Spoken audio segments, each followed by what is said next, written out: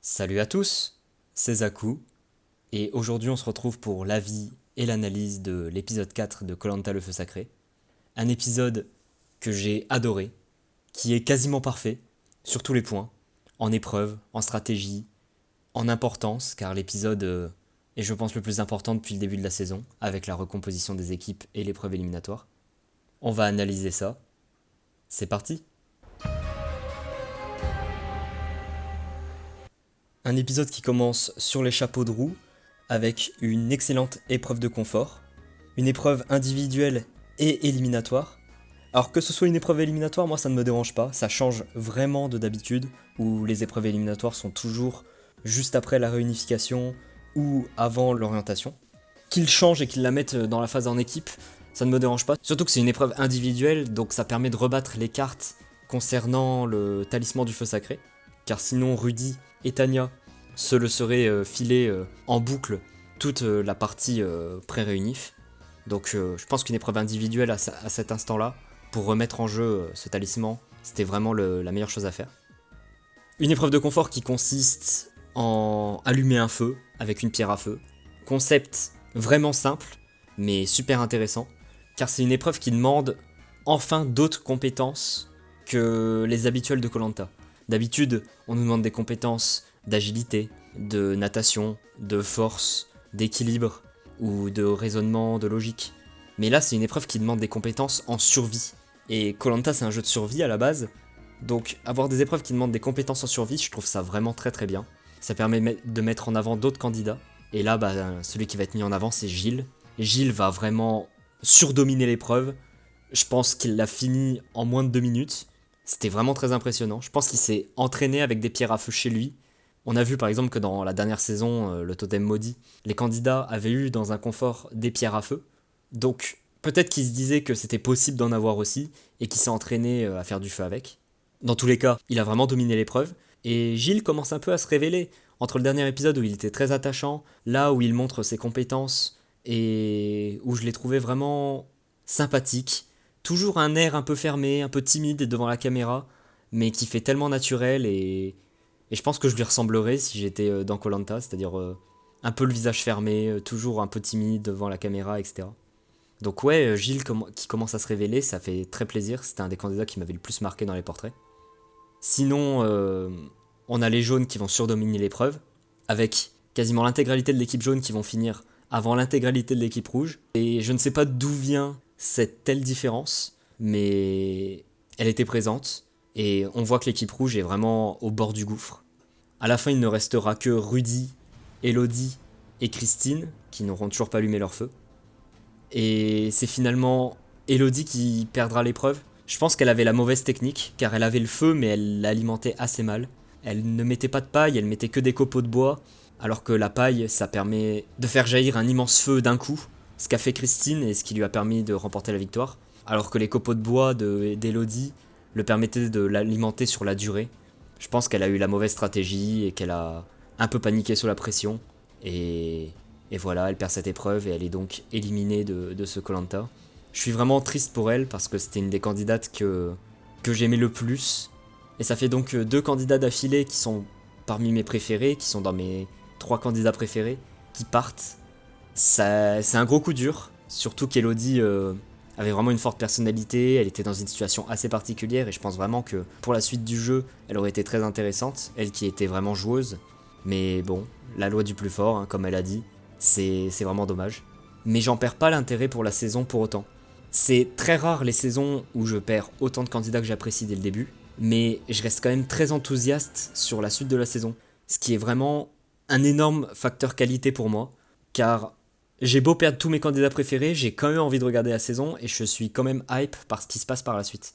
Donc la saison est vraiment très très intéressante de ce point de vue-là. Je reste triste pour Elodie, mais l'épreuve était tellement excellente que j'arrive à passer outre l'élimination. La victoire de Gilles lui permet 2 choses.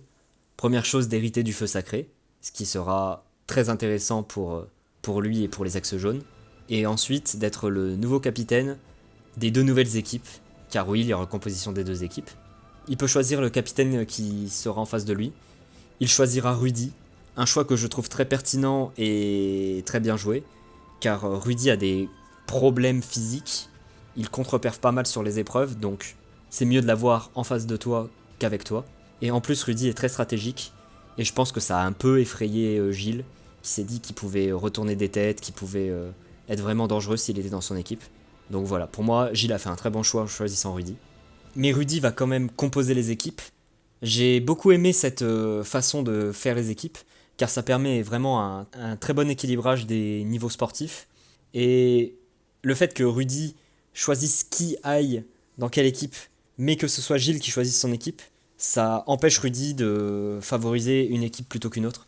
Mais il va être assez malin pour répartir les alliés de Gilles dans une équipe et répartir ses alliés dans l'autre, pour ainsi ne pas lui laisser le choix de l'équipe que Gilles peut choisir.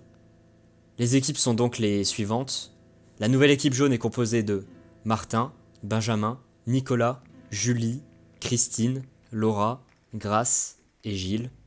Et la nouvelle équipe rouge, Clémence, Tania, Elena, Anne-Sophie, Frédéric, Quentin, Esteban et Rudy. Je trouve les équipes très équilibrées, autant au niveau sportif que pour ma préférence personnelle. Il y a des candidats que j'apprécie des deux côtés, des candidats que je déteste des deux côtés, et ça fait vraiment plaisir, car depuis le début, je ne soutenais que l'équipe rouge, et les moments chez l'équipe jaune me dérangeaient un petit peu. Donc là, ça rebat un peu les cartes, et je suis très content, et j'ai vraiment hâte de voir ce qui va se passer.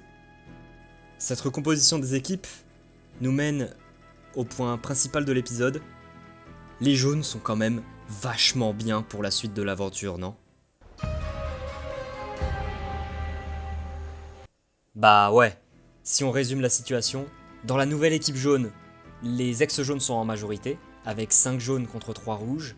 Les 5 jaunes sont hyper soudés. Le seul qui pourrait se détacher, c'est Benjamin, mais je le sens pas aussi détaché que Tania de l'équipe, donc je l'imagine mal trahir à ce moment-là. Chez l'équipe rouge, ils sont 4 contre 4. Pour le coup, Tania peut les trahir, donc il semble être en mauvaise posture. Mais je tiens à rappeler que Gilles a le feu sacré.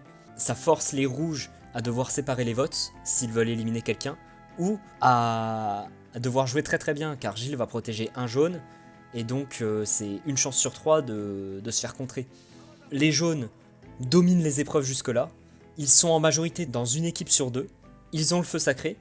Si Gilles le perd, il le donnera forcément à un autre jaune, donc ils vont garder le feu sacré pendant très longtemps, et en plus, ils sont beaucoup plus soudés que les rouges, qui depuis le début ont des alliances qui fluctuent beaucoup plus. Alors que les jaunes, il y a un bloc de 7 qui est très très soudé, et 2 électrons un peu plus libres, même si Benjamin, pour moi, il est quand même assez rattaché au gros groupe. Donc pour moi, les jaunes surdominent, et on va le voir sur les deux camps. D'abord sur le camp jaune, où il y a une confrontation Grace-Martin. Alors Martin n'est pas au courant, mais c'est un peu le porte-à-faux de l'équipe. Tout le monde a envie de le sortir. Grace a envie de le sortir. Elle le trouve énervant. La séquence était vraiment très rigolote.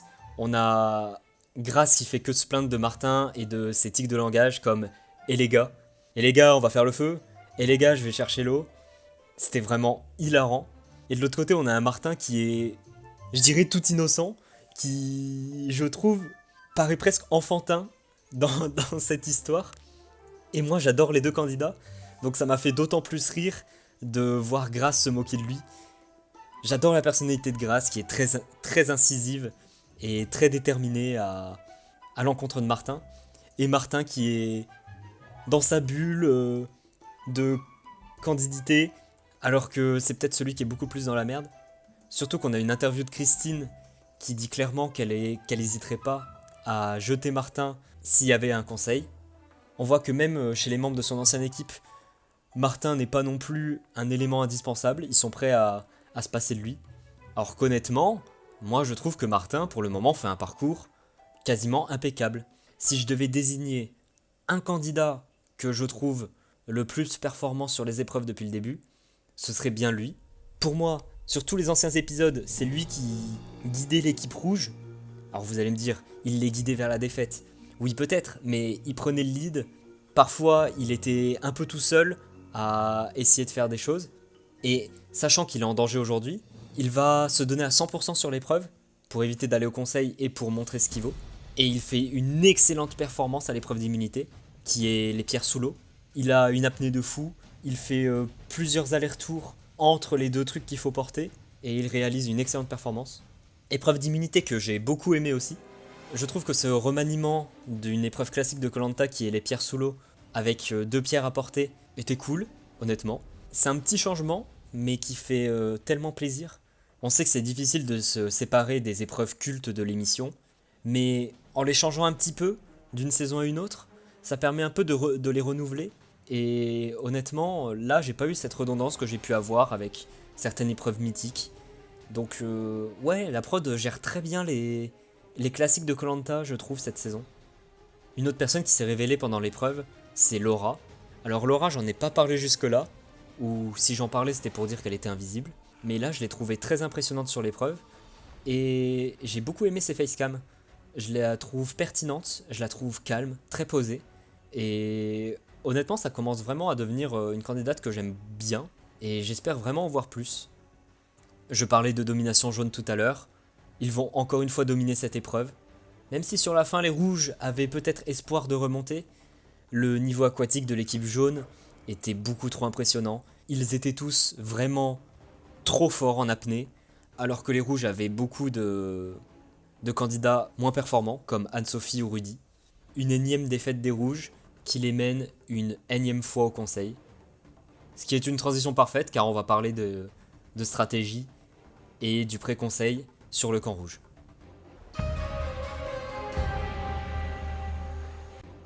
Sur le camp rouge, ça va être les montagnes russes, niveau stratégie. Tout d'abord, je me disais que certes les rouges étaient en majorité, mais Gilles avait le feu sacré. Donc pour moi, les rouges devaient extrêmement bien jouer pour réussir à éliminer un jaune. Sauf que rebondissement, Rudy va trouver une arme, le détournement de vote. Une arme très intéressante, bien meilleure que le double vote, car il permet un différentiel de plus 2 et pas de plus 1, contrairement au double vote. Et donc ça permet de prendre l'avantage et de permettre de split les votes. Stratégie qui aurait été vraiment incroyable. On aurait eu Gilles qui pense protéger la bonne personne, qui voit les premiers votes arriver en se disant que c'est gagné, qu'il a réussi à protéger la bonne personne, que les jaunes sont sauvés. Et finalement, les jaunes découvrant que les votes ont été splits et que la majorité des votes étaient sur quelqu'un d'autre, ça aurait été vraiment incroyable et ça aurait été un blindside magnifique, en plus d'être très bien joué stratégiquement. Juste un petit coup de gueule avant de passer à la suite. Messieurs de la production, c'est bien beau de mettre des armes stratégiques, moi ça me rend très heureux, ça rajoute quelque chose à l'aventure, un double vote, un détournement, même un kit ou double, des armes secrètes, moi j'aimais beaucoup, etc. Mais par pitié, pourquoi ce n'est utilisable qu'au prochain conseil? Donnez-moi une explication. Bordel de merde, laissez les candidats jouer, on n'en peut plus. Je comprends que vous ne voulez pas qu'un candidat parte en ayant plein d'armes stratégiques sur lui et ne les jouant pas, etc. Mais justement, c'est ce qui rajoute du piment à l'aventure.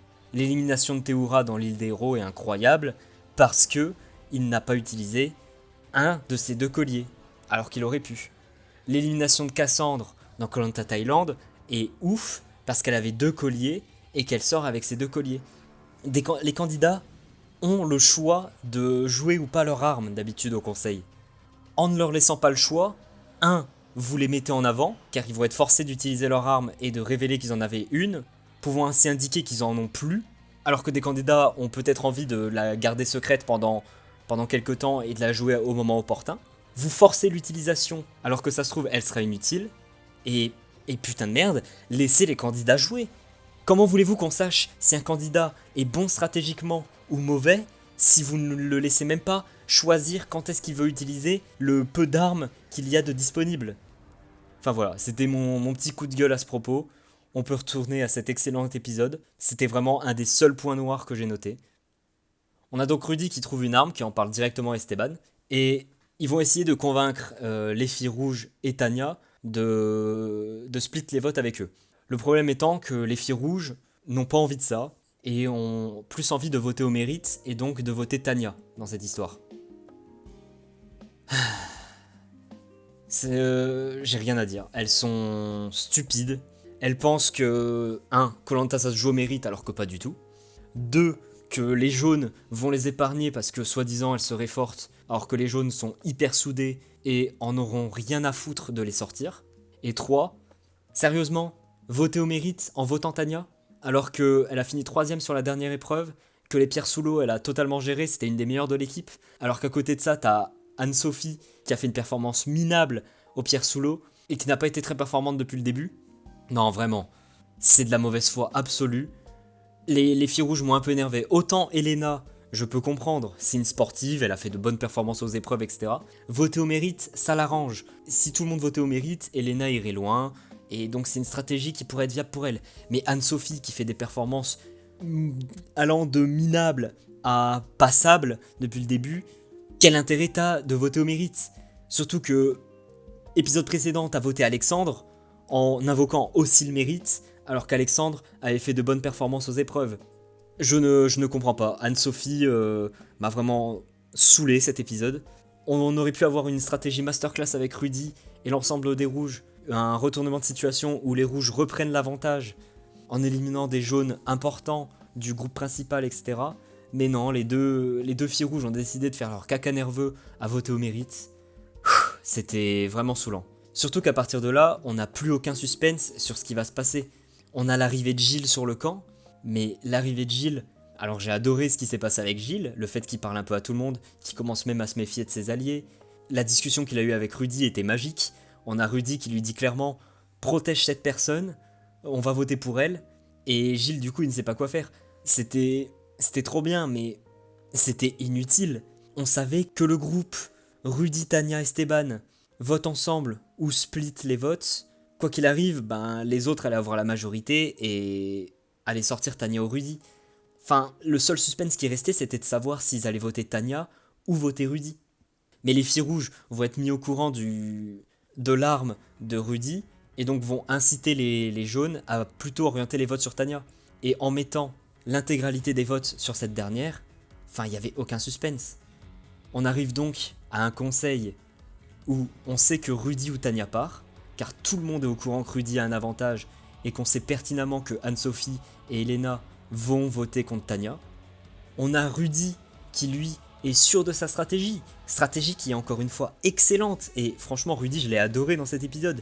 Il a un ego, mais alors un ego surdimensionné, et je trouve ça trop bien. Le mec sur le camp, limite il révélait à tout le monde qu'il avait une arme et qu'il allait sortir parce qu'il savait pertinemment que il pouvait rien faire, qu'en splittant les votes, c'était forcément un jaune qui partait.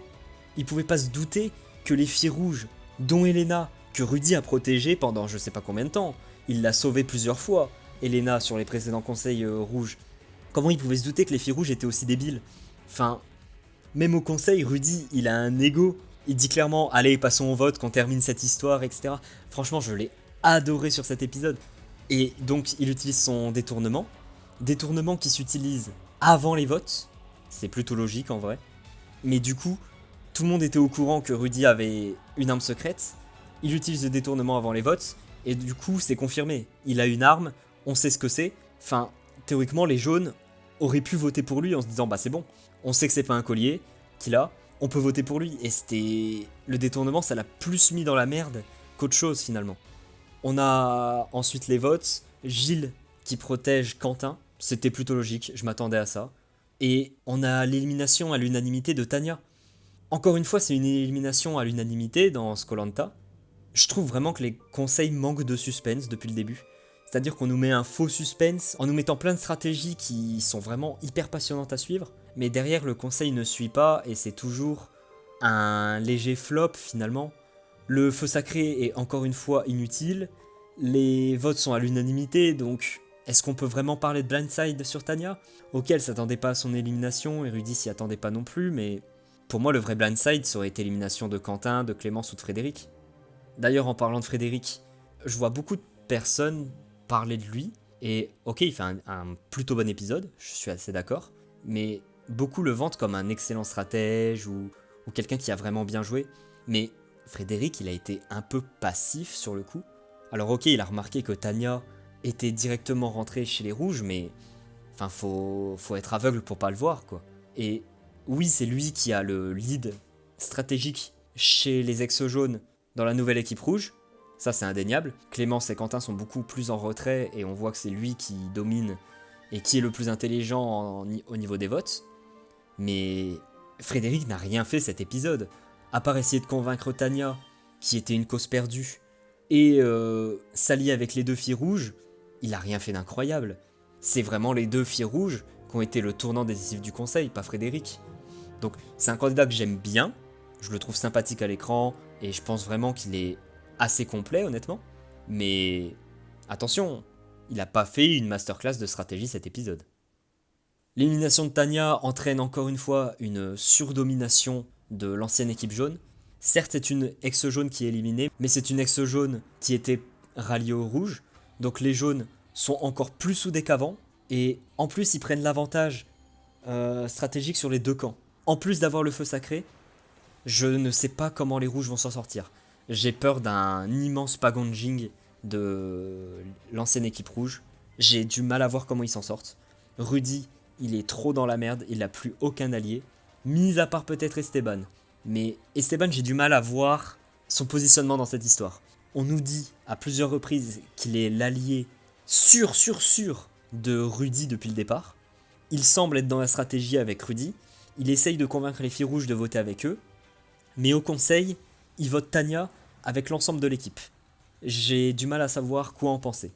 Soit c'est un traître envers Rudy et il s'est rallié aux filles rouges et à l'équipe jaune. Soit il a juste senti le vent tourner. Je me doute qu'Esteban il a un excellent social avec tout le monde et qu'il est plutôt malin et qu'il a une bonne vision de jeu. Il a sûrement vu que les filles rouges n'allaient pas suivre Rudy et a donc décidé de voter avec elle pour moins se faire remarquer. Et honnêtement, Esteban est un candidat plutôt intéressant et un candidat qui, je pense, est beaucoup plus malin qu'on le pense. Il a très bien joué le coup. Il a réussi à se faire oublier dans cette histoire alors que c'était le bras droit de Rudy. Et voilà, je trouve que c'est un candidat super intéressant. Et j'ai hâte de voir son positionnement sur cette histoire. En plus, j'ai vu en interview qu'Alexandre a dit que Esteban et Rudy fonctionnaient un peu en binôme et que Esteban était beaucoup plus malin qu'on pouvait le voir à l'image. Esteban, candidat très gros à surveiller. Bon voilà, on en a fini avec cet épisode qui était génialissime. Les seuls points noirs sont évidemment les armes stratégiques qui sont utilisables qu'au prochain conseil. Ça m'énerve, mais vous pouvez pas savoir à quel point. L'élimination de deux candidates que j'appréciais beaucoup, qui sont Tania et Elodie. Alors l'élimination d'Elodie est définitive, puisque Tania a été éliminée après. Et voilà, j'en ai déjà parlé, que c'était une candidate que j'appréciais beaucoup, etc. Tania était aussi une candidate que j'appréciais beaucoup, mais j'ai encore espoir de son retour. J'ai pas envie encore de faire un débrief de son aventure, car j'ai l'impression qu'elle va revenir. On a Benjamin qui est parti se faire examiner l'oreille après avoir trop plongé, et on sait que les otites dans Koh-Lanta c'est dévastateur. On a déjà eu plusieurs abandons médicaux à cause de ça. Et au prochain épisode dans la preview, il y a l'épreuve des radeaux, et Denis semble stopper l'épreuve net, et j'ai l'impression que ça peut être genre un accident avec quelqu'un qui se blesse ou quelque chose du genre. J'ai vraiment l'intime conviction que Tania va revenir. Je me trompe sûrement. Je pensais ça de Mathéo dans la saison du Totem Maudit et finalement il était jamais revenu. Mais là j'y crois. Ça fait partie de mes prédictions. Mes craintes par contre sont évidemment la domination de l'ancienne équipe jaune. J'ai du mal à voir comment les rouges peuvent s'en sortir dans cette situation. Et j'ai vraiment très peur qu'ils se fassent jarter un par un. Rudy et Martin les premiers, qui sont les derniers ex-rouges que j'apprécie, si on peut dire ça. Alors que, au contraire, il y a beaucoup de candidats ex-jaunes qui se sont révélés cet épisode. Laura, Frédéric et Gilles, qui rentrent dans les candidats que j'apprécie. Il y a encore quelques candidats un peu fantômes ou que je n'apprécie pas trop. Mais honnêtement, cette saison commence vraiment à devenir très bonne, avec très peu de défauts. Mis à part le suspense pour les conseils, je dirais, et le feu sacré qui est assez mal utilisé. Je suis vraiment déçu que Rudy n'ait pas réussi à mettre en place sa stratégie, mais il a l'air d'avoir le sourire dans la preview, donc le connaissant, il va pas perdre espoir, il va retenter des trucs, et honnêtement, ce candidat, il est génial à suivre. J'aime trop les candidats qui essayent par tous les moyens de bouleverser le jeu, je l'aime beaucoup. Bon voilà, je pense que ça va être la fin de cette vidéo. Un dernier petit mot pour parler de l'épisode de la semaine prochaine. Je vais être pas mal occupé par mes études, j'ai des partiels toute la semaine prochaine. Donc ça va être très difficile pour moi de sortir la review rapidement après l'épisode. Je pense donc qu'elle sortira plus tôt le week-end et j'aurai un peu de retard du coup. J'espère que ça vous dérangera pas, je suis un peu occupé. Et puis bah voilà, on se retrouve la semaine prochaine pour la review de l'épisode 5 et je vous dis à la prochaine.